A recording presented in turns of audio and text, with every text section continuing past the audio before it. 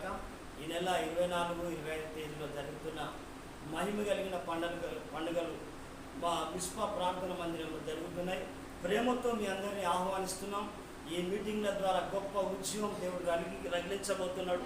అనేకుల జీవితంలో ఆశ్చర్య కార్యాలు చేయబోతున్నాడు. కాబట్టి మీరందరూ కూడా రావాలని నేను ప్రభువుని బట్టి తెలియపరుస్తున్నాను. హల్లెలూయా. మారనిది, మరువనిది, విడువనిది, ఎడబాయనిది, మారనిది, మరువనిది,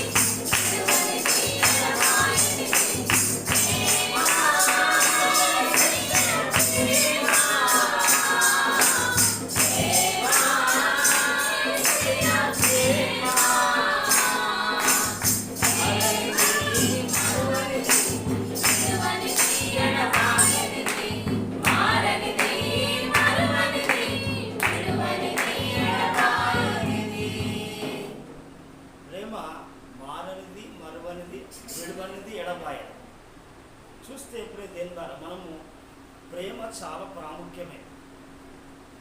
తర్వాత తల్లికున్న బిడ్డకున్న ప్రేమ వేరే ఉంటుంది. వాళ్ళ ప్రేమను విడదీయకుండా తండ్రి ప్రేమ, కుమారుని ప్రేమ వేరే ఉంటుంది. కుమారుని ప్రేమ, తల్లి ప్రేమ వేరే ఉంటుంది. అన్నదమ్ముల ప్రేమ వేరే ఉంటాయి. ఇలా చూస్తా అంటే రకరకాలుగా ప్రేమలు ఉన్నాయి, రకరకాల ప్రేమలు. కానీ ఈ మనుషుల ప్రేమలు మాత్రము తాత్కాలికమే. అది ఎంతకాలం అంటే మనం ఉన్నంత వరకే ఉంటుంది. కానీ దేవుని ప్రేమ అంతం వరకు ఉంటుంది. హల్లెలూయా. దేవుని ప్రేమ అంతం వరకు ఉంటుంది. అందుకే ఆయన మనల్ని ప్రేమించడానికి విడవకూడని భాగ్యాన్ని విడిచిపెట్టి ఈ లోకానికి ఎందుకు వచ్చిందంటే నశించిపోతున్న మనలను రక్షించడానికి, వెతికి రక్షించడానికి, పాపులను పరిశుద్ధమైన మార్గంలో నడిపించడానికి, ఆయన రాజ్యానికి చేర్చడానికి ఆయన ప్రభువైన యేసుక్రీస్తు మనుష్య కుమారుడిగా వచ్చాడు. వచ్చి ప్రతి సర్వ మానవాళి కొరకు తన ప్రేమతో ఏం చేశాడంటే తన ప్రాణాన్ని త్యాగం చేశాడు. హల్లెలూయా. ఎందుకనంటే యేసయ్య ప్రేమను మించిన ప్రేమ ప్రపంచంలో మరొకటి కూడా లేదు. ఎందుకంటే ప్రేమ ద్వారా మనము ఆ ప్రేమ ఏంటంటే పరలోకాన్ని విడిచిపెట్టి నీ కొరకు నా కొరకు ప్రభు వచ్చాడు. నీ కొరకు నా కొరకు ప్రభు వచ్చాడు. అయితే మనం చూడవచ్చు ప్రేమ ద్వారా. అందుకే ఈనాడు కనుక మనం చూస్తా అంటే ప్రేమ మనం ఏం కావాలంటే ప్రేమ వృద్ధిపరుస్తా ఉంటుంది. ప్రేమ ఏం చేస్తా అంటే వృద్ధిపరుస్తా ఉంటుంది. పాపములను కప్పివేస్తా ఉంటుంది. దోషములను దాచిపెడతా ఉంటుంది ప్రేమ. అందుకే చూడండి, ఒక తల్లిని అడిగితే అయ్యా నా కుమారుడు ఏం చేయలేదయ్యా అంట. ఆయన ఏం చేసినా కానీ చేర్చుకుంటాడు. అంటే చూడండి ప్రేమకున్న ఆ వచనాన్ని కనుక చూస్తే ప్రేమ ద్వారా ఒక్కొక్కరి పట్ల ఒక్కొక్కరి ప్రేమ ఒక రకంగా ప్రేమ ఉంటాడు. అందుకే మనం బైబిల్లో మనం చూడాలి, యేసు ప్రభుల వారు ఆయన ప్రేమను వ్యక్తపరచడానికి ఆయన ఏమన్నాడంటే ఒక మాట అంటాడు. చూడండి, మనం చూద్దాం బైబిల్ గ్రంథంలో మత్తయి సువార్త 19వ అధ్యాయము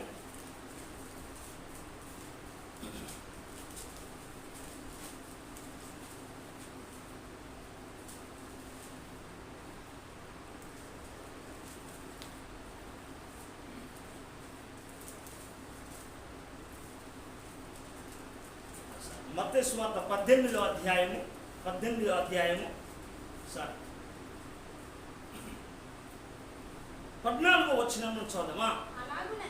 అలాగుననే ఈ చిన్నవారిలో ఒక్కడైనను నశించుట పరలోకమందున్న తండ్రి చిత్తము కాదు.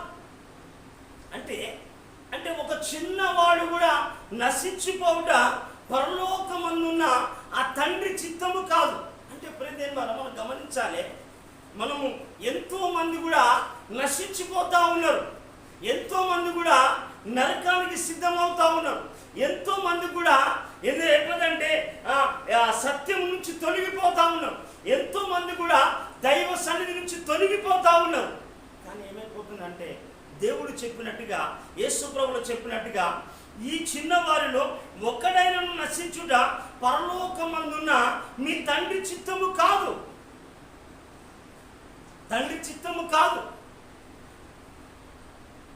అందుకే ప్రియమైన ద్వారా యేసు ప్రభు చెప్పినప్పుడుగా మోసే 10 ఆజ్ఞలు దేవుని దగ్గర నుంచి, తండ్రి అయిన దేవుని దగ్గర నుంచి తీసుకొస్తే మన ప్రభు అయిన యేసుక్రీస్తుల వారు ఆ 10టిని కూడా ఏం చేసిందంటే 2 ఆజ్ఞలనే చేశాడు.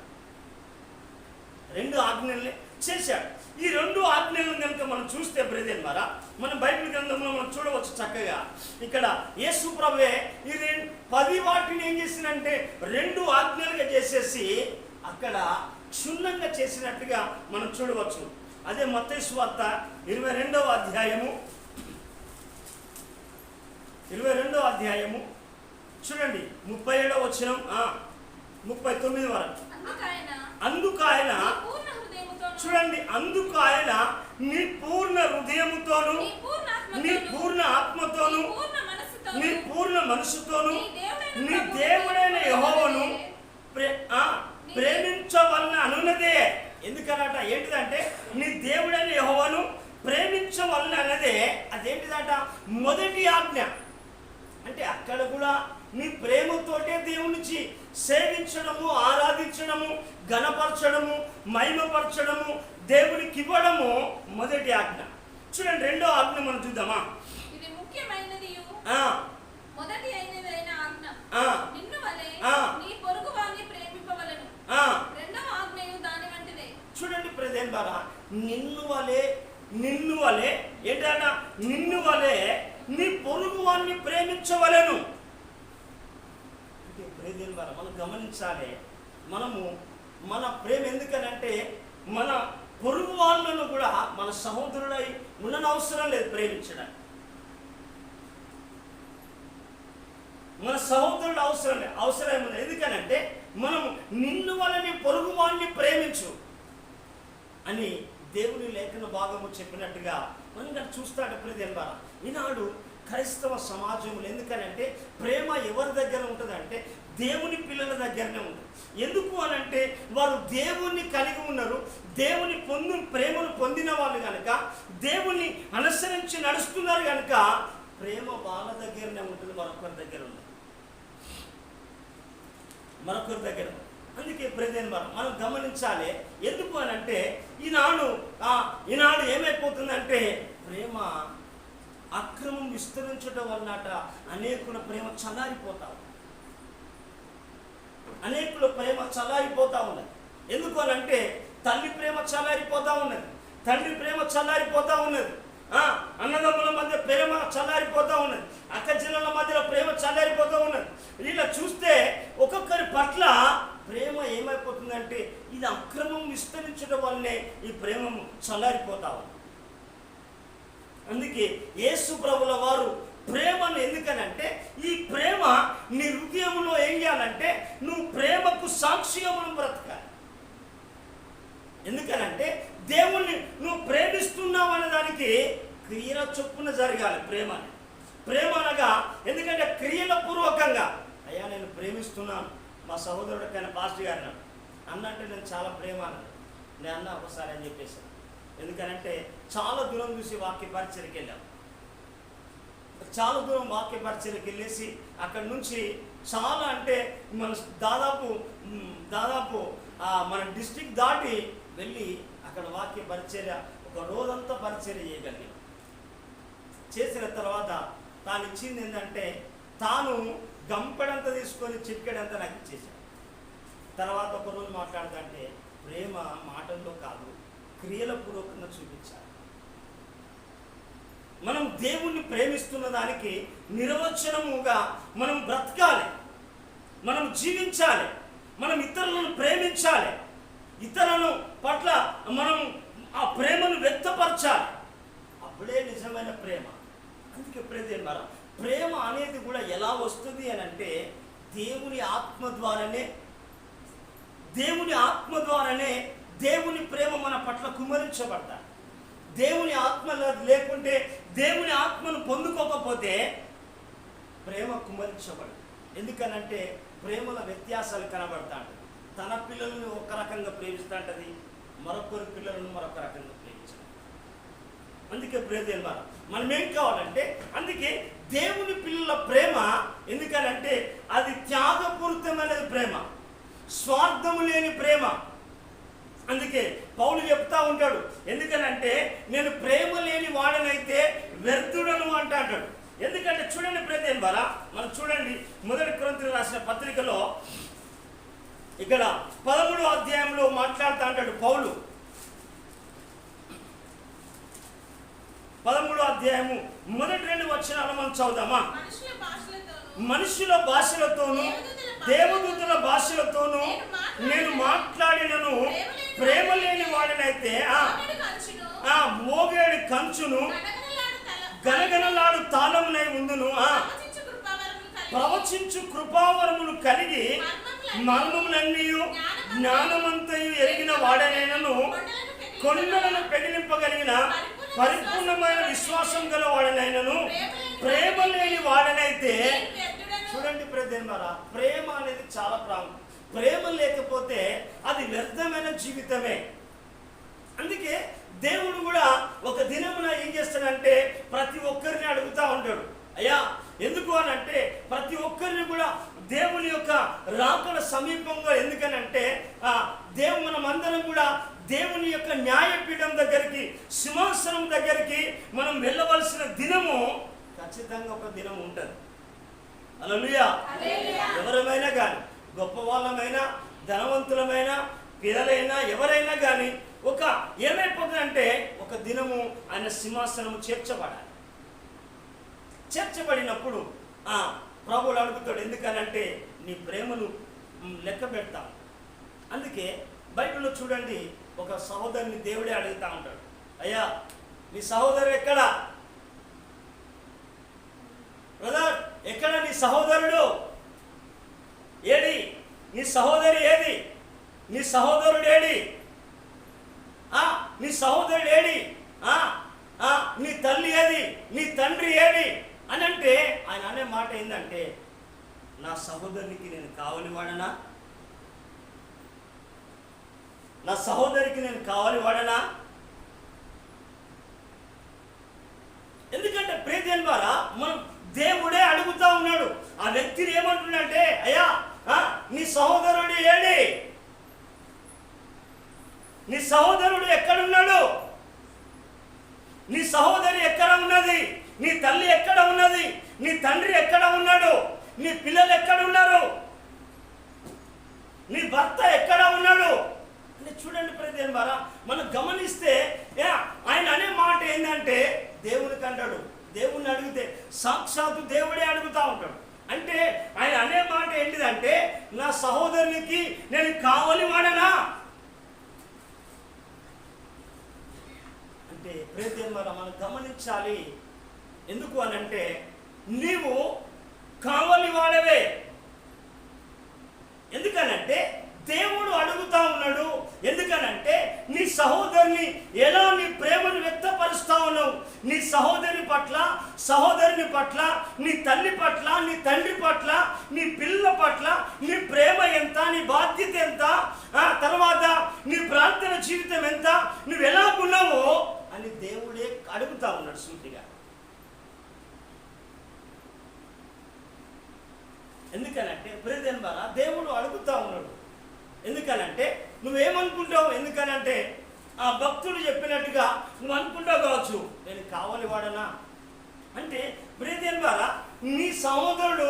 ఎందుకనంటే నీ తర్వాత పుట్టినవాడు, లేదా నీకంటే ముందుగా పుట్టినవాడు, లేదా నీకంటే చివరిగా పుట్టినవాడు నువ్వు వాని పట్ల. ఎందుకనంటే నీ తల్లి గర్భం నుంచే నువ్వు, ఎందుకంటే నువ్వు జన్మనిచ్చిన తల్లి గర్భంలో నుంచే నువ్వు పుట్టినావు కదా. ఎందుకనంటే తన పట్ల నీ తన గురించి తెలియకపోతే ఇతరుల గురించి నువ్వు ఎలా తెలుసుకోగలవు?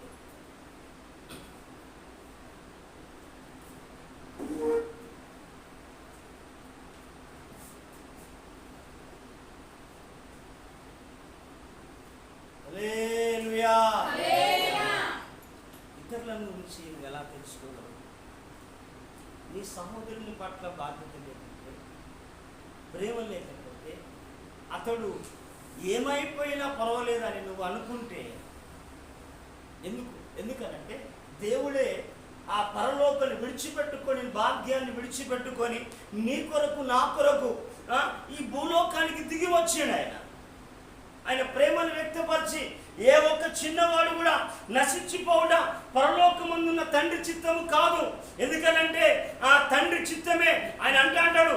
ఏమంటాడంటే ఎందుకనంటే నేను ఆయన పని తుదముట్టించుడే నా ఆకలి అని అంటాడు.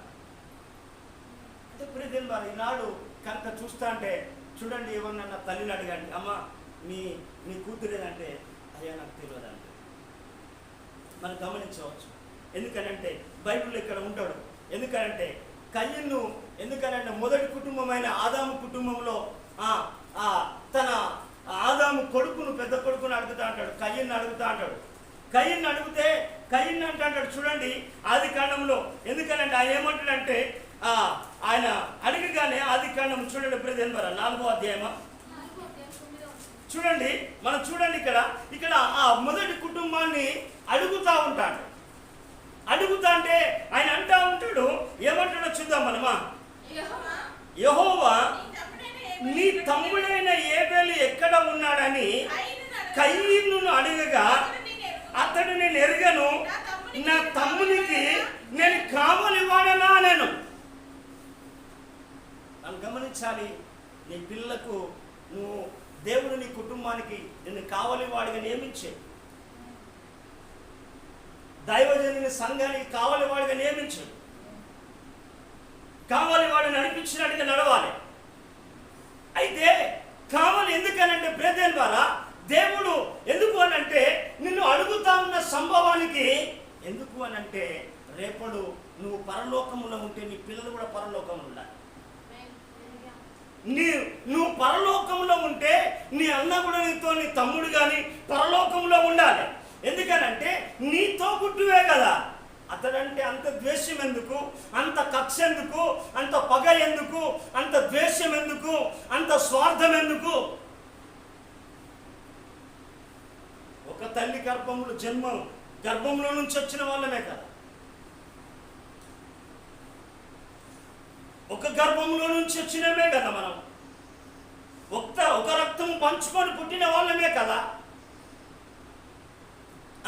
ఎందుకు అంటే ప్రియదేవుని వారా నువ్వు కావలి వాడమా అంటే ఎందుకంటే ప్రియదేవుని వారా ఈనాడు స్వార్థం ఎరిగిపోయింది, ఎక్కువ స్వార్థము ఎగిరిపోయింది. ఎందుకనంటే స్వార్థము ఎందుకనంటే ఎవరి స్వార్థం వాడితే, ఎందుకనంటే ఈ స్వార్థముతో ఏమైపోతుందంటే ఈ స్వనీతిని బట్టి, స్వార్థాన్ని బట్టి, సొంత అభిప్రాయాలను బట్టి ఎంతో మంది కూడా ఎందుకనంటే వినాశనానికి దగ్గర అయిపోతాం, వినాశనానికి దగ్గర అయిపోతాం. ప్రియదేవుని ద్వారా గమనించండి. ఎందుకు అనంటే నేను అంటా, మనం చూడండి మన మాట ఎందుకనంటే నువ్వెందుకు అంటావు కావచ్చు, ఎందుకనంటే నువ్వు పక్కగా దేవుడిని అడుగుతాడు లెక్క. మనం ఒక దినమున నీవైనా నేనైనా లెక్క ఒప్పజెప్పవలసిందే, నీవైనా నేనైనా. ఎందుకనంటే ఆయన అడుగుతా ఉన్నాడు, కయ్యను అడిగినట్టుగా దేవుడు నన్ను అడుగుతా ఉన్నాడు. నువ్వు అని చెప్పగలుగుతున్నావా అంటే ప్రియదేవుని ద్వారా కయ్యను అలా అడిగి ఏం చేసిందంటే నిర్లక్ష్యపరిచి తన పట్ల తమ్ముని పట్ల నిర్లక్ష్యపడితే దేశ దిమ్మరైపోయాడు.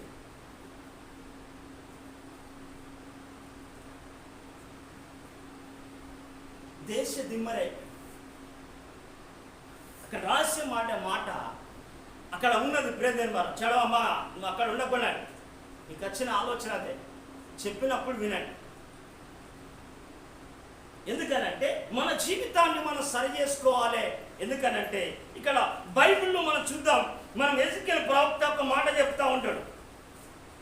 ఎజికేల్ గ్రంథంలో ఆయన ఒక ప్రవక్త, ఆయన దేవుడితో ఆయన చెప్తా ఉంటాడు. ఏమంటాడంటే ఇక్కడ చూడండి ప్రియదేవుని ద్వారా ఏమని మాట్లాడతాడు చూడండి. ఎజికేల్ గ్రంథము 3వ అధ్యాయము 16-17 వచనంలో చూస్తే, ఆ 7 దినములు జరిగిన తర్వాత యెహోవా వాక్కు నాకు ప్రత్యక్షమై ఇలాగు సెలవిచ్చాను. ఏమని సెలవిచ్చాను? నరపుత్రుడా, ఇశ్రాయేలుకు కావలివానిగా నేను నియమించి ఉన్నాను, కాబట్టి నువ్వు నా నోటి మాటను ఆలకించి చెప్పిన దాన్ని బట్టి వారికి హెచ్చరిక చేయి. అయ్యా రేపు తీర్పు రాబోతా ఉన్నది, ప్రళయం రాబోతా ఉన్నది, అనేకులు నరకంలో వేయబడతారు. ఎందుకనంటే పరలోకం ఉన్నది ఎంత సత్యమో నరకం ఉన్నది కూడా అంత సత్యమే. అయితే నేడు అనగానే ఒకరికి ఒకరు మీరు బుద్ధి చెప్పుకోండి అని దేవుని యొక్క లేఖన భాగము సెలవిస్తూ ఉంటుంది. నేడు అనగానే ఎందుకు అంటే ప్రేతన్ ద్వారా మనం కనుక చూస్తే ఇక్కడ చూడండి, మన బైబిల్ గ్రంథంలో మనం చూస్తూ ఉంటే ఇక్కడ కొన్ని మాటలు మనం చదువుదాం. అక్కడ 18వ వచనం మనం చదువుదామా? అవశ్యంగా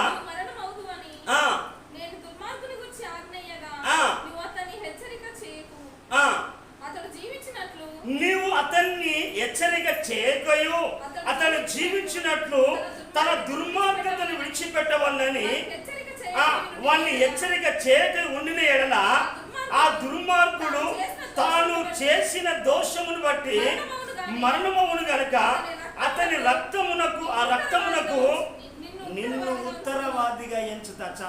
చూసావా?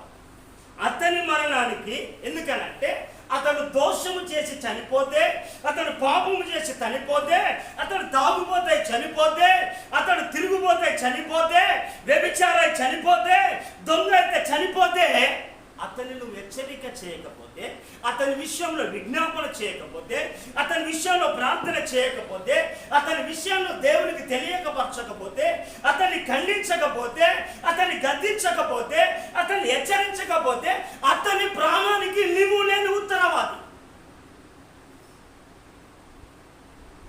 ఏదో పాపం చేస్తా ఉన్నాడు, ఏదో తాగుతా ఉన్నాడు, నాకేంది,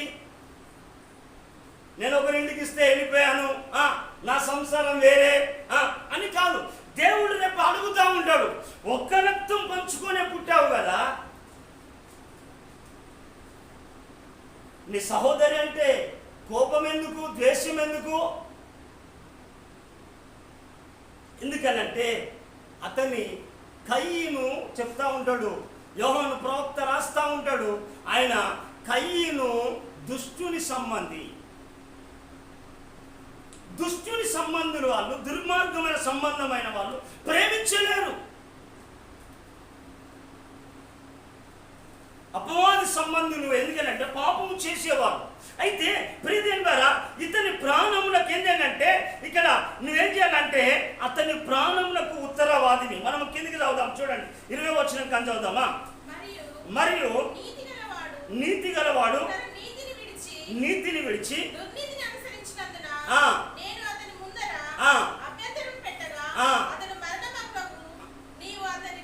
అతడు మరణమగును, నీవు అతన్ని హెచ్చరిక చేయని ఎడల పూర్వము తాను చేసిన నీతిని జ్ఞాపకమునకు రాకుండా అతడు తన దోషమును బట్టి మరణమవును.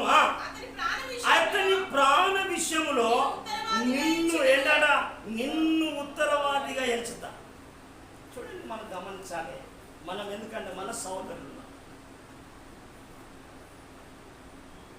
మేము ఎందుకనంటే మనం చూడండి, మా కుటుంబంలో మేము చాలా వరకు బాగా ఏడ్చి ప్రార్థన చేసింది.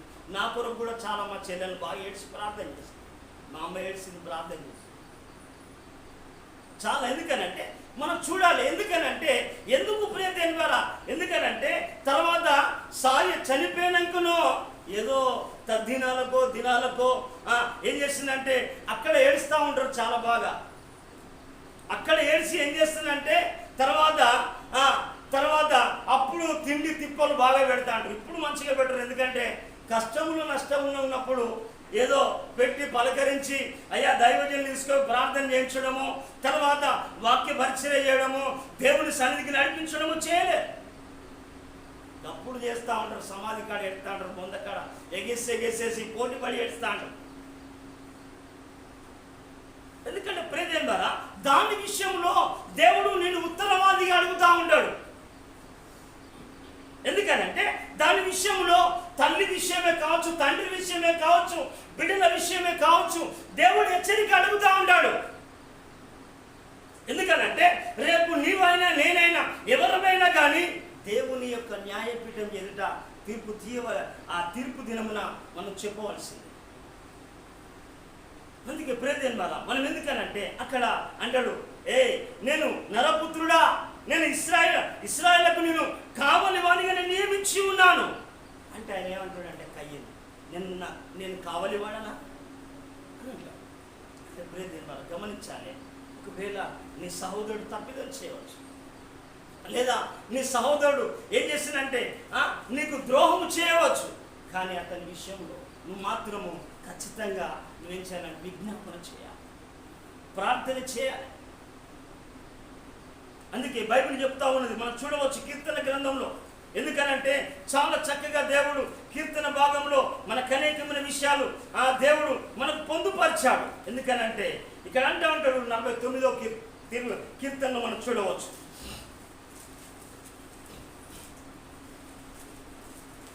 49వ కీర్తన 7వ వచనమా, ఎవడును ఏ విధము చేతనైనను తన సహోదరుని విమోచింపలేడు. ఎందుకు అంటే ఎలా విమోచించలేడంటే ఎందుకు అనంటే ప్రేదేన్ ద్వారా ఎందుకు అనంటే విమోచించే దేవునికి విజ్ఞాపన చేసే వాళ్ళు కావాలి, విమోచించే దేవునికి ప్రార్థన చేసే వాళ్ళు కావాలి, విమోచించే దేవునికి దగ్గరికి నడిపించే వాళ్ళు కావాలి.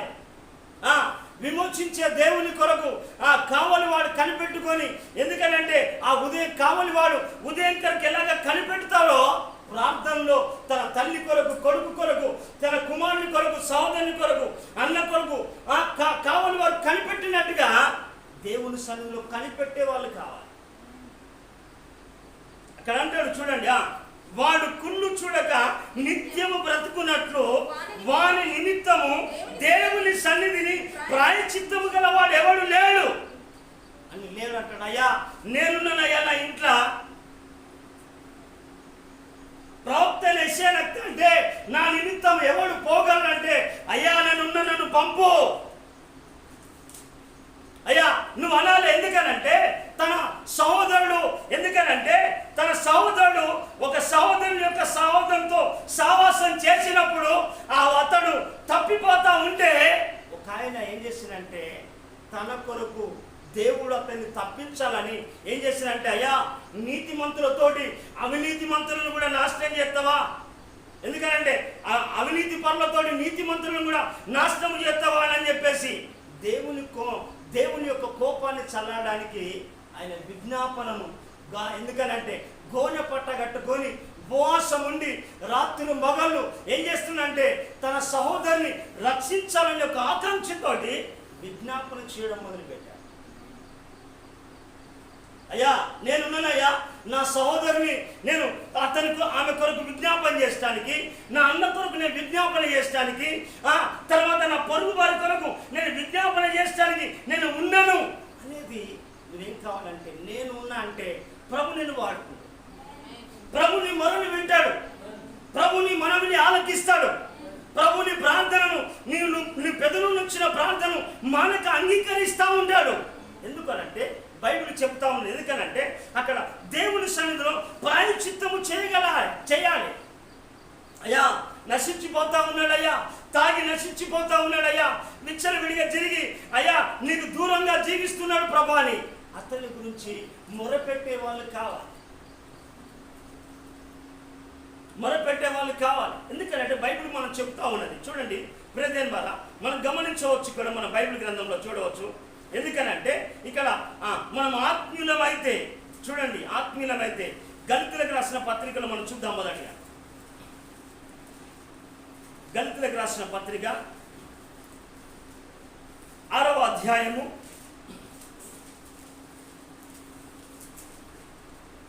6వ అధ్యాయము మొదటి 2 వచనాలా, సహోదరులారా ఒకడు ఏ తప్పిదములైనను చిక్కుకొని నేడలా ఆత్మ సంబంధులైన మీలో ప్రతివాడు తను శోధింపబడునేమో అని తన విషయమయ్యా చూచుకొనుచు సాత్వికమైన మనసుతో అట్టి వాణిని మంచి దారిలోకి తీసుకురావాలి. హల్లెలూయా. ఎందుకు అనంటే నిన్ను వలె నీ పొరుగు వారిని ప్రేమించవద్దులని. ఎందుకనంటే సాత్వికమైన మనసు ప్రేమతో సంబంధం కలిగి ఉన్నది. ప్రార్థన పరునికి ప్రేమ ఉన్నది. దేవుణ్ణి కలిగిన వారికి ప్రేమ ఉన్నది. దేవుని సన్నిధిలో విజ్ఞాపన చేసే వారికి ప్రేమ కలిగిన వాళ్ళు ప్రేమతో నిండుకున్న వాళ్ళు ఏంటంటే దైవికమైన ప్రేమతోటి, దైవికమైన మనసుతోటి వాళ్ళు ప్రాయశ్చిత్తము చేయగలుగుతారు అన్న. ఎందుకనంటే నువ్వు సాత్వికంగా చెప్తా ఉంటాడు. ఎందుకనంటే ఆ ప్రేమ చేస్తాడు. అన్న రండి అన్న, దేవుడు నీ పట్ల గొప్ప కార్యాలు చేయగలిగిన. ఎందుకు? నేను ప్రార్థన చేస్తాను. నీ పరిస్థితిని మారుస్తాడు, నీ స్థితిగతులను మారుస్తాడు, నీకున్న పేదరికాన్ని తీయగలుగుతా ఉంటాడు, నీ అనారోగ్యాన్ని తీయగలుగుతా ఉంటాడు, నీ ఆపదను తొలగించగలుగుతాడు అని నువ్వు గనక గోనెపట్ట కట్టుకోగలిగితే, ఇంకొక మాట నేను చూపెడతాను. ఎందుకనంటే అక్కడ మనం ఆత్మ సంబంధులైన మీలో ప్రతివాడు తను శోధింపబడినేమో అని తన విషయమై చూసుకొనచాట. నీ విషయాన్ని మొదట చూసుకున్నాకనే ఇక్కడ సెకండ్ పాయింట్ తీసుకొచ్చాడు. సాత్వికమైన మనసుతో అతను ఏంటట, అట్టి వాణ్ణి మంచి దారికి తీసుకురావాలని. నీ మంచి మార్గం ఎందుకనంటే బ్రతికున్నప్పుడే మంచి మార్గం. ఎందుకంటే సచ్చినాక సాకపోతారట అంత కదా. సాయిలన్న పాట పాడుతాడు వాళ్ళు. ఎందుకనంటే నువ్వు సచ్చినాక సాగబోసుడు, సచ్చినాక ఎగబోసుడు ఇదంతలాగా రంగా. బ్రతుకున్నప్పుడు నువ్వు మాట్లాడినప్పుడు, బ్రతుకున్నప్పుడు ప్రేమించినప్పుడు, బ్రతుకున్నప్పుడు చేరదీయనప్పుడు, బ్రతుకున్నప్పుడు ఆయన హత్తుకున్నప్పుడు, ఎందుకనంటే తన పనులలో నువ్వు సహకారిగా ఉన్నప్పుడు నీ ప్రేమ వ్యర్థమే. చూడండి ఇక్కడ మనం మాట చూద్దాం. ఇక్కడ ఏమంటాడు చూడండి, ఒక్కని భారములను ఒకడు భరించి.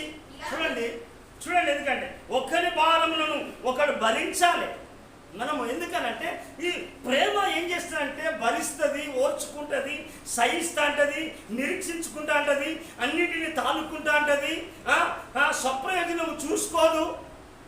అంటే ప్రేమ తెలియాలి. ఎందుకనంటే నీ సహోదరుని పట్ల నువ్వు ఎంత ప్రేమ కలిగి ఉన్నావు. అందుకే అక్కడ ఏమంటాడండి కీర్తనకాడు, ఎందుకంటే వాని నిమిత్తం ఎందుకంటే చూడమ్మా, ఏంటంటే వాడు కుళ్ళు చూడక. ఎందుకంటే కొంతమందికి ఏంటంటే ఆయన మంచుకుంటే ఓరోడు, చెడిపోయిన ఓడు.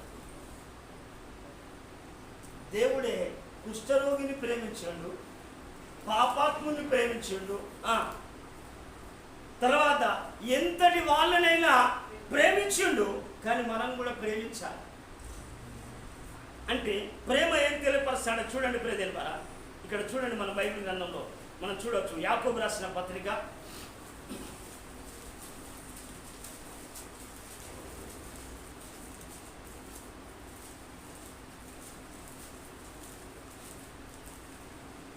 5వ అధ్యాయం 19వ వచనం. నా సహోదరులారా, మీలో ఎవడైనను సత్యము నుండి తొలగిపోయినప్పుడు మరి ఒక్కడు అతన్ని సత్యమునకు మళ్ళించాలి. ఏంటిదంట? అదే చెప్తాను. ఏంటంటే నా సహోదరులారా, మీలో ఎవడైనను అంటే చూడండి, అసత్యములో కూడా. ఎందుకనంటే సత్యము నుంచి తొలగిపోతే అసత్యంలో ఉన్న వాళ్ళు ఏం చేయాలంటే సత్యములోనికి మళ్ళించాలి. చూడండి, ఎందుకంటే చూడండి, పాపిని వాని తప్పు మార్గం నుంచి మళ్ళించేవాడు మరణము నుండి ఒక ఆత్మను రక్షించి. ఎందుకంటే ఒక ఆత్మ రక్షిస్తే పరలోకమే సంతోషిస్తాడు. హల్లెలూయా. చూడండి బైబిల్లో మన మాట చూడండి దేని వల్ల మనం చూడండి లూకా సువార్త 15వ అధ్యాయంలో చూడండి. ఒక్క ఆత్మను రక్షిస్తేనే. ఎందుకనంటే ఒక్క ఆత్మనే మనం కనుక అది రక్షింపబడుతున్నాడ, పరలోకమే ఎంతో సంతోషిస్తాడట. లూకా సువార్త 15వ అధ్యాయం ఎన్నో వచనం? 10వ వచనమా? 10వ వచనం. అటువలే మారుమనస్సు పొందు ఒక పాపి విషయమై దేవుని దూతల ఎదుట సంతోషం కలుగునని మీతో 7వ వచనమా? అటువలే ఆ. మారు మనసు ఆ. అక్కరలేని ఆ. 99 నీతిమంతుల విషయమై ఆ. కలుగు సంతోషం కంటే ఆ. మారు మనసు పొందు ఒక్క పాపి విషయమై ఆ. పరలోకమందు ఎక్కువ సంతోషం కలుగును. చూడండి ప్రేజన్ వారు, ఒక్క పాపిని ద్వారా ఎందుకనంటే వారు నీ ప్రార్థన ద్వారా ఏం చేస్తారంటే వాళ్ళు రక్షింపబడతాడు. అంటే పరలోకమే ఎంతో సంతోషం. ఎందుకనంటే పరలోకంలో ఉన్న దేవుడు దేవదూతలే సంతోషపడతాడు. మనం ఎందుకంటే మనం చూడాలి, మనం టార్గెట్ పెట్టుకోవాలి. మా ఊర్లో మేము ఎందుకంటే చాలా మంది ఏం చేస్తా అంటే మేము 3 నెలల వరకు ప్రార్థన చేయడానికి మా ప్రాంతంలో చాలా మందిని రక్షించగలిగినాం. కారణం ఏంటంటే ప్రార్థన. ఈ ప్రార్థన లేని వాళ్ళు ప్రేమ లేని వాళ్ళే. ఎందుకనంటే నువ్వు ప్రభుత్వం నడిచినప్పుడు, ఎందుకనంటే నీ ప్రార్థన ఏం చేస్తానంటే నీ కుటుంబాన్ని, నీ ప్రార్థన నేను పరిపూర్ణతలోనికి నడిపిస్తా ఉంటుంది. నీ ప్రార్థన ఇతరులను లక్ష్యంలోనికి నడిపిస్తాను. మనము ప్రార్థన లేకుండా మనం ఎందుకంటే అందుకే భక్తులు చెప్తా ఉంటారు, ఎందుకంటే ప్రమాదంతో కూడిన లేఖములో ప్రార్థన లేకుండా ప్రయాణం చేయకు. హల్లెలూయా, హల్లెలూయా. అందుకే ఎప్పుడైతే మనం గమనించాలి. అందుకే యాకోబు భక్తుడు చెప్తా ఉంటాడు, యాకోబు పత్రికలో ఇక్కడ చెప్తా ఉన్నాడు. చూడండి 5వ అధ్యాయం 16వ వచనంలో కనుక చూస్తే ఇక్కడ మంచి మాట చెప్తా ఉంటాడు. మీ పాపములను ఒకరిని ఒకడు ఒప్పుకొనుడి. ఎందుకనంటే చూడండి ప్రేదేవారా, ఎందుకనంటే యాకోబు అక్కడ వాళ్ళకు నిస్వార్థం, ఎందుకంటే వాళ్ళకు ప్రేమ లేదు కనుక స్వార్థపూరితమైన భక్తి. ఎందుకనంటే వాళ్ళ స్వార్థం కలిగి ఉన్నారు కనుక, వాళ్ళ స్వయాన్ని కోరుకుంటా ఉన్నారు కనుక అక్కడ అంటున్నారు బిడ్డలారా, ఎందుకనంటే వాళ్ళకు ప్రేమతో చెప్తా ఉన్నారు, మీరు ఒకరి పాపాలు ఒప్పుకొని మీరు ప్రార్థన చేయండి. మీరు ప్రార్థన చేయండి. ఎందుకు అని అంటే ప్రేదేల్ ద్వారా ఈనాడు ఏం చేస్తున్నారంటే, ఎందుకనంటే మనము ఎందుకంటే యోసేపుని కనుక చూస్తే వాళ్ళ అన్నల యొక్క సమాచారం అంతా తండ్రికి తెలియపరిచేవాడు యోసేపు. అందుకే యోసేపు ఫలించే. యోసేపు ఏం చేసిందంటే వాళ్ళ అన్న యొక్క చెడు స్వభావం అంతా, చెడు కార్యాలన్నీ కూడా ఏం చేసిందంటే అయ్యా తండ్రికి తెలియపరిచేవాడు. తండ్రి ఎవరు? పరమ తండ్రి అని దేవుడు. అందుకే మనమంతా ఏం చేస్తుందంటే ఈ లోకంలో జీవిస్తున్న మనం సహోదరులం. మనం ఒక కుటుంబానికి చెందకున్నా, ఎందుకనంటే మన ప్రాంతం రేపు వల్లకాడు కాకూడదు, వినాశనం కాకూడదు. ఎందుకనంటే మన ప్రాంతంలో ఉన్న వాళ్ళందరూ కూడా సహోదరులే. మనకంటే పెద్దవాళ్ళు తల్లులు, చిన్నవాళ్ళు చెల్లెలు, అక్కలు, అన్నలు, తమ్ముళ్ళే. ఎందుకనంటే ప్రేదేన్ ద్వారా మనం కనుక ఇక్కడ చూస్తానంటే మీ పాపములను ఒకరిని ఒకడు ఒప్పుకొనుడి. ఎందుకనంటే మీరు స్వస్థత పొందినట్లు ఒకరి కొరకు ఒకడు ప్రార్థన చేయండి. ఎందుకంటే నీతిమంతుని విజ్ఞాపన మౌనపూర్వకమైనదై బహుబలం గలదై ఉండును. చూడండి, మనం ఎందుకనంటే మనం యేసు రక్తంలో కడగబడితే ఒకరిని కుళ్ళు చూడకుండా, ఎందుకనంటే అతను నిత్యము బ్రతుకున్నట్లట దేవుని చిత్తం, దేవుని సన్నిధిలో ప్రాయచిత్తము చేయాలి, విజ్ఞాపన చేయాలి, ప్రార్థన చేయాలి. వారి కొరకు మనం యాచించాలి, వారి కొరకు మొరపెట్టాలి, వారి కొరకు మనం ఉపవాసం చేయాలి. ఎందుకనంటే ఈనాడు ఏమైపోతుందంటే భారం తగ్గిపోయి, భారము లేదు. ఎందుకనంటే ఏ భారం లేదు. ఎందుకనంటే ఆత్మన భారం లేదు. ఎందుకనంటే ఈనాడు చాలా మంది జీవితాల్లో అలాగా అయిపోయింది. కారణం ఎందుకనంటే తన కుటుంబాన్ని అయినా రక్షించుకోగలిగిన, ఎందుకంటే ప్రార్థన శక్తి కూడా వారి లోపల లేదు. కారణం ఎందుకంటే ఈ రోజైనా ప్రభువుతో మాట్లాడతాం, అక్కడ చేయాలి. ఎందుకనంటే అక్కడ చెప్పినట్టుగా ఏం చేసినంటే మీ పాపములను ఒకరితో ఒకడు ఒప్పుకొనుడి. మీరు స్వస్థత నొందినట్లు, అంటే అతడు విడిపించబడినట్లు, అతడు బాగు చేయబడినట్లు. ఎందుకంటే ఒక్కరిని కొరకు ఒకడు ప్రార్థన చేయుడి. ఎందుకంటే అప్పుడే తెలియదు, నెహెమ్యాకు భారం కలిగిన వాడు, నెహెమ్యా బాధ్యత కలిగిన వాడు, నెహెమ్యా ప్రార్థన పరుడు, నెహెమ్యా విజ్ఞాపన చేసేవాడు, నెహెమియా ఇతరుల భారాన్ని, ఆ పాపాన్ని ఒప్పుకునేవాడు. నెహెమియా ఎందుకనంటే వారి పాపములను కూడా ఒప్పుకొని, అయ్యా ఇశ్రాయేలు యొక్క కుమారుల యొక్క దోషమును, పాపము నేను ఒప్పుకుంటున్నానని ఆ పాపాన్ని ఒప్పుకొని నా ప్రార్థన అంగీకరించమని చేస్తాము.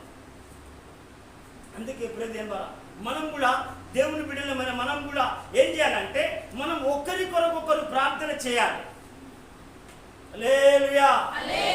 ఎందుకంటే ఒకరికొకరు ముంగడ మనం ప్రార్థన చేయకపోతే మనం మన సహోదరుని పట్ల ప్రేమ లేనట్టు.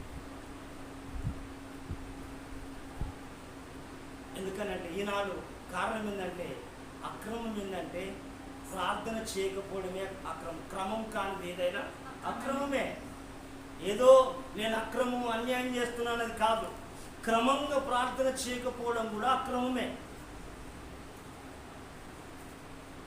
అందుకే మనం చూడాలి ప్రియదేవుని ద్వారా, మనం గమనిక చూస్తే ఇక్కడ చూడండి, మనం బైబిల్లో ఎందుకు ఆ ప్రార్థన అనేది చాలా ప్రాముఖ్యంగా మనం చూడవచ్చు.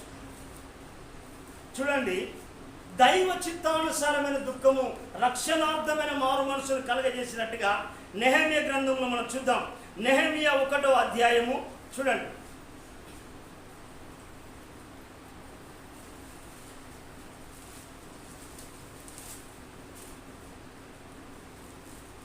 నెహెమియా 1వ అధ్యాయము 5వ వచనం. ఎట్లనగా ఆకాశమందున్న దేవా, చూడండి ఏమంటున్నాడు, చూడండి ఆయన ప్రార్థన మనం గమనించాలి. ఆకాశమందున్న దేవా, యెహోవా భయంకరుడమైన గొప్ప దేవా, చూడండి యెహోవైన భయంకరుడమైన దేవా, నిన్ను ప్రేమించి నీ ఆజ్ఞలను అనుసరించి నడుచు వారిని కటాక్షించి వారితో నిబంధనలు స్థిరపరచువాడా.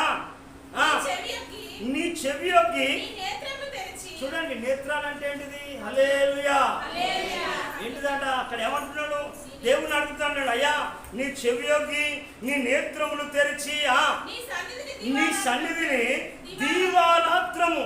ఏంటిదట అంటే మామూలుగా ఏంటంటే క్యాజువల్గా 2 నిమిషాలు చేసి, 5 నిమిషాలు చేసి, 10 నిమిషాలు చేసి, ఇది కాదు ప్రార్థన. ఎందుకనంటే ప్రార్థన అంటే భారముతో కూడినది ప్రార్థన, బాధ్యతతో కూడినది ప్రార్థన, కన్నీరుతో చేసేది ప్రార్థన, విజ్ఞాపన. ఎందుకనంటే నశించిపోయిన దాన్ని దేవుడు ఎలాగైతే రక్షించడానికి ఈ పరలోకమును విడిచి భూలోకానికి వచ్చేసి ఎలా వెతుకుతా ఉన్నాడు, నన్ను రక్షించాడు, నాకెంతో భారాన్ని ఇచ్చాడు, నేను ఇక్కడికి వచ్చి ఎన్ని కష్టాలు పడినా, ఎన్ని బాధలు పడినా, ఎందుకనంటే కొన్ని ఆత్మలైనా సంపాదించి పరలోక రాజ్యానికి చేర్చాలనే బాధ్యత మాకు. ఈ మందిరాలు కట్టడం ఎందుకు? ఇక్కడ విష సర్పాల మధ్యలో, పాముల మధ్యలో, తేళ్ల మధ్యలో, భయంకరమైన సిచ్యువేషన్లో ఇక్కడ ఎవరు లేని ఒంటరి స్థితిలో ఉండడానికి కారణం ఏంది? మనం ఏంటంటే ఈ ప్రాంతం రక్షించబడాలి, ఈ ప్రాంతం రక్షించబడాలి. కానీ నీ తల్లిగా నీ బాధ్యత ఎంత? నీ కుమారుని పట్ల.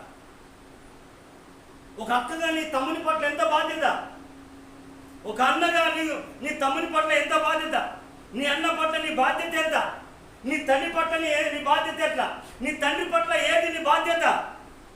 అయితే ఈయన ఏం చేస్తుందంటే ఆయన బాధ్యత కలిగి అంటా ఉన్నాడు, అయ్యా నువ్వు భయంకరమైన దేవుడు అయ్యా. ఎందుకనంటే అని ఏంటంటాడు, నువ్వు చెవియొగ్గి నీ నేత్రము తెరిచి నీ సన్నిధిని దీవారాత్రము నీ దాసులమైన ఇశ్రాయేలు పక్షంగా నేను చేయు ప్రార్థన అంగీకరించుము అంటున్నాను. అయ్యా మా ప్రాంతం కొరకు, అయ్యా ఈ ప్రాంతం రక్షించబడాలయ్యా, ఈ ప్రాంతం విడిపించబడాలయ్యా, పాపం నుంచి విడిపించబడాలి, దరిద్రం నుంచి విడిపించబడాలి, పేదరికం నుంచి విడిపించబడాలి, వ్యభిచారం నుంచి విడిపించబడాలి, దుర్మార్గత్వం నుంచి విడిపించబడాలి, పాపం నుంచి విడిపించబడాలి, సాతాను కబంధాస్త్రం నుంచి విడిపించబడాలి. అది నీ ఆలోచన అయి ఉండాలి. నీకు ఆ భారం లేనప్పుడు, ఎందుకనంటే నువ్వు ఒక్కరినైనా రక్షించడు. ఎందుకంటే భారముతో కూడిన ప్రార్థన కావాలి. ఆయన అంటాడు, ఎందుకంటే నేను ఇశ్రాయేలు పక్షంగా నేను చేయు ప్రార్థనను అంగీకరించుము. ఏమంటున్నామో చదవాలి. నీకు విరోధంగా పాపము చేసిన ఇశ్రాయేలు కుమారుల దోషమును ఒప్పుకుంటున్నాడు. నువ్వు అనుకుంటా, అయ్యా నా అన్న తప్పు చేసిండయ్యా, నా తమ్ముడు తాగుబోతాయా, నా తండ్రి తాగుబోతాయా? ఎందుకనంటే ఇలాంటి వాళ్ళు ఉన్నారు ప్రభా మా ప్రాంతంలో లేదా నా కుటుంబంలో అని విజ్ఞాపన చేసే వాళ్ళ కొరకు దేవుడు చూస్తా ఉన్నాడు. మరి ఎందుకంటే ఈనాడు చూస్తా అంటే క్రైస్తవ సమాజం ఏమైపోతుంది? ఎవరి పట్ల బాధ్యత లేదు. కనీసం చేసుకున్న భర్త పట్ల కూడా ఒకరోజు ఉపవాసం ఉండి ప్రార్థన చేసే క్షణం లేదు. కన్న కొడుకు కొరకు అనారోగ్యాల పాలైన చక్కని విద్యాబుద్ధులు లేకున్నా ఉపవాసం ఉండి కడుపు కట్టుకొని ప్రార్థించే తల్లి కానీ చెల్లి కానీ ఉంటే దేవుడు వారి కొరకే వారి ప్రార్థన వినాలనుకుంటారు. ఏదో చేస్తానా వస్తానా ఆదివారం పోతున్నా ఈ ప్రార్థన ఎందుకనంటే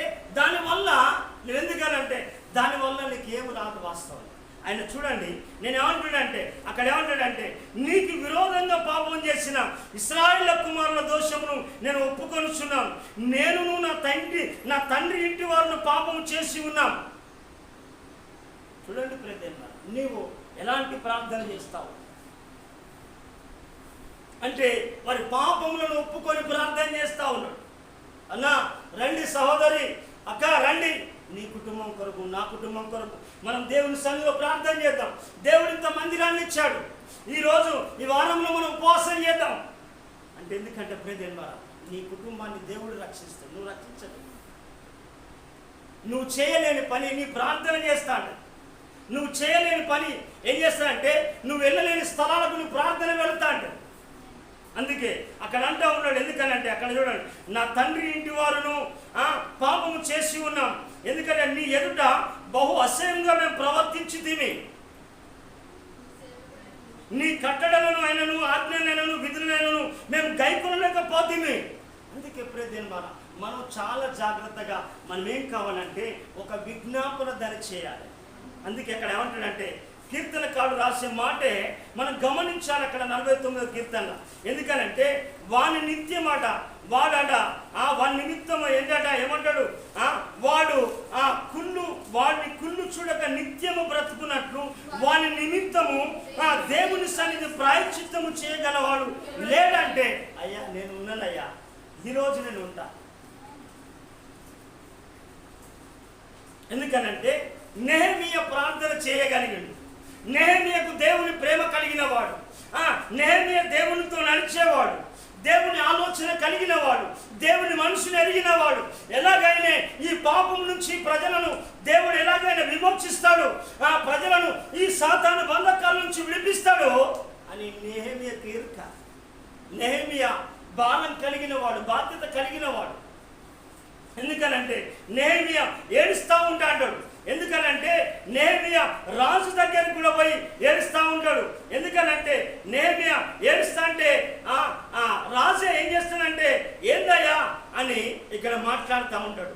నువ్వు నెహెమీయా గ్రంథం అంతా కనుక చదివితే ఆ నెహెమీయా గురించి ఆయన గురించి బాధ అయితే ఎందుకనంటే ఆయన ఏడుస్తూ ఉంటాడు, విజ్ఞాపన చేస్తూ ఉంటాడు. చూడండి మొదటి 3వ వచనం కానీ చూస్తే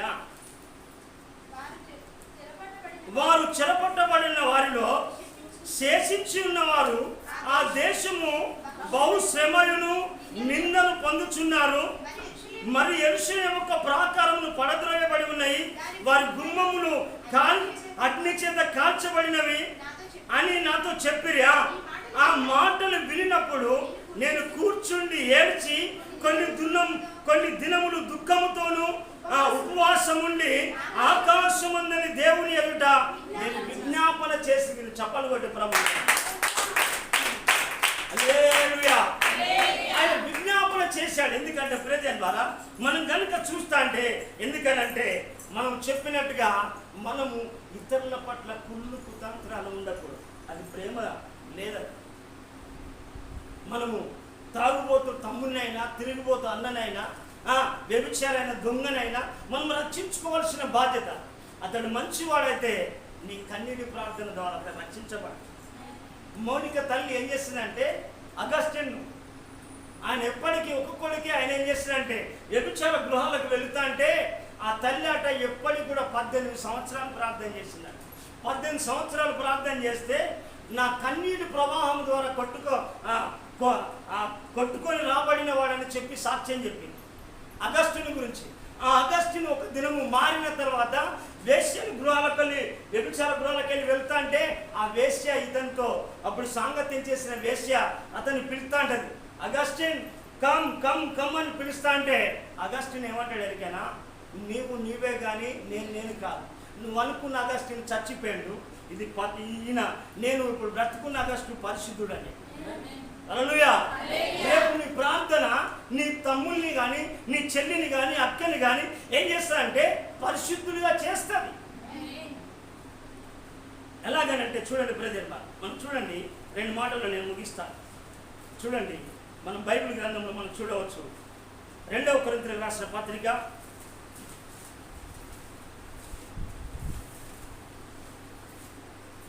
2వ కొరింథీయులకు రాసిన పత్రిక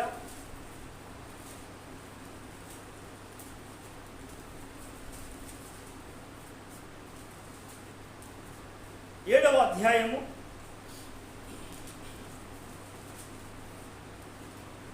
10వ వచనం. దైవ చిత్తానుసారమైన దుఃఖము రక్షణార్థమైన మారు మనసును కలగజేయును. ఈ మారు మనసు దుఃఖమును పుట్టించదు, అయితే లోక సంబంధమైన దుఃఖము మరణము కలగజేస్తా అంటారు. బాధలను బట్టి ఎడుతా అంటారు వాళ్ళందరూ. చాలా మంది దేవుని సన్నిధిలో హృదయం కఠినపరచబడ్డది. దేవుని సన్నిధిలో ఏడవాడు, అయ్యా నా భర్తను మార్చయ్యా, నా పిల్లలను మార్చయ్యా, నా సోదరుని మార్చయ్యా, నా చెల్లిని మార్చయ్యా అని వాళ్ళు అలాగనే ఏడవారు. తాగి హాస్పిటల్లో పడ్డాక గుండె జబ్బు వచ్చినాకనో టీబీ వచ్చినాకనో తర్వాత కాలు చేయి పడిన తర్వాత భయంకరమైన వ్యాధులకు గురైనప్పుడు యాక్సిడెంట్కి గురైనప్పుడు అప్పుడు ఏడుస్తాడు. ఏడ్చి వీళ్ళు కూడా అడ్డమాట. అదే చెప్పేది ఎందుకనంటే లోకానుసారమైన దుఃఖం మరణాన్ని కలగజేస్తుంది, దైవ చిత్తానుసారమైన దుఃఖం అట రక్షణార్థమైన మారు మనసును కలగజేస్తుంది.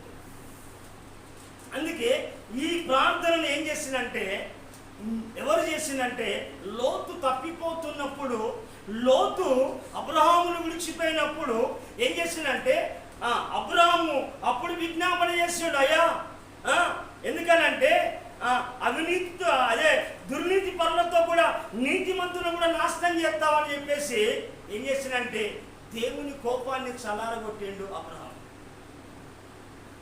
దేవుని కోపాన్ని చల్లారగొట్టు. చూడండి మన బైబిల్ గ్రంథంలో చూడండి ఒక మాట.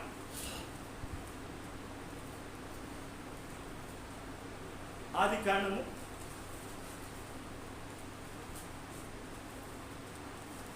18వ అధ్యాయము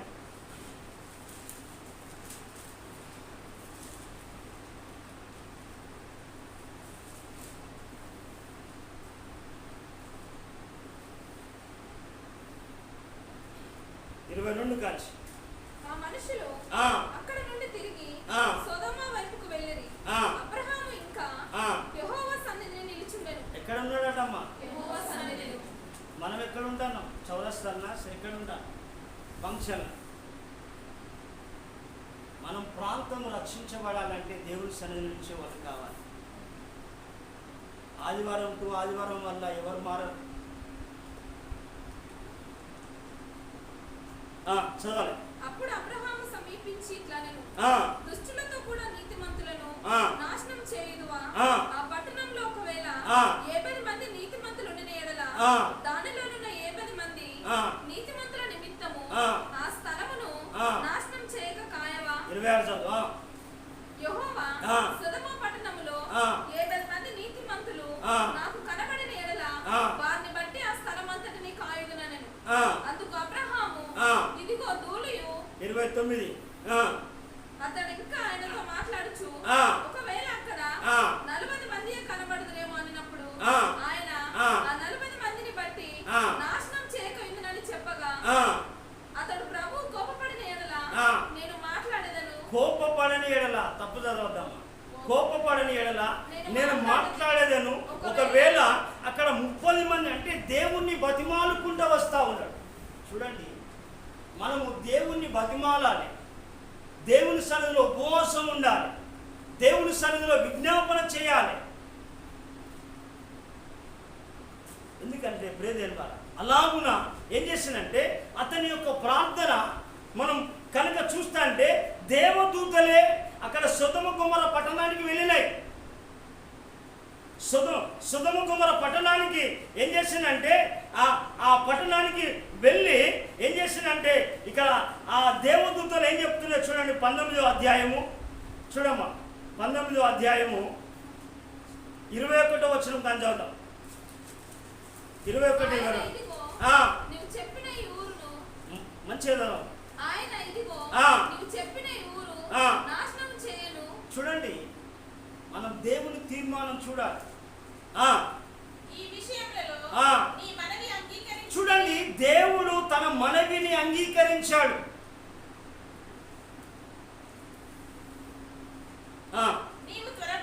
నీవు త్వరపడి అక్కడికి తప్పించుకొని పొమ్ము.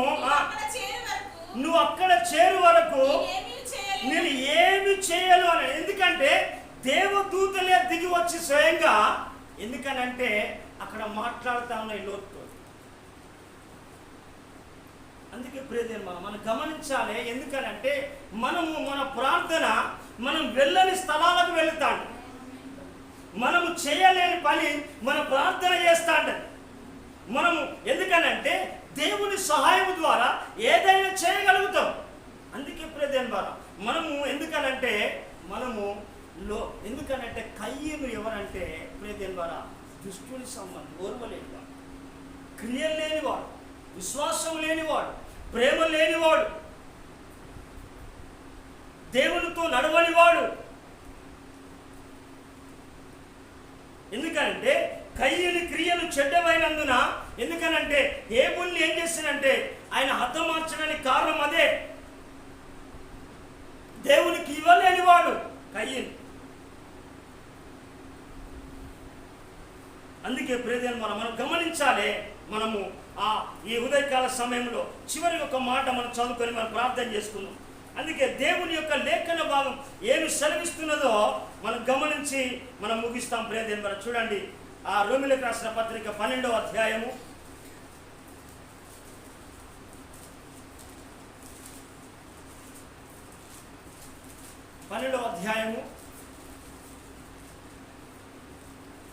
9 నుంచి చదువుదామా. మీ ప్రేమ నిష్కపటమైనదై ఉండవలను, చెడ్డదాన్ని అసహించుకొని మంచిదాన్ని అత్తుకొని ఉండుడి. సహోదర ప్రేమ విషయంలో ఒకనియందు ఒకడు అనరాగం గలవారై ఘనత విషయంలో ఒకరిని ఒకరిగా గొప్పగా ఎంచుకోవాలి. చప్పలు బట్టి ప్రభుని. ఎందుకంటే ఎందుకు అనంటే పౌలు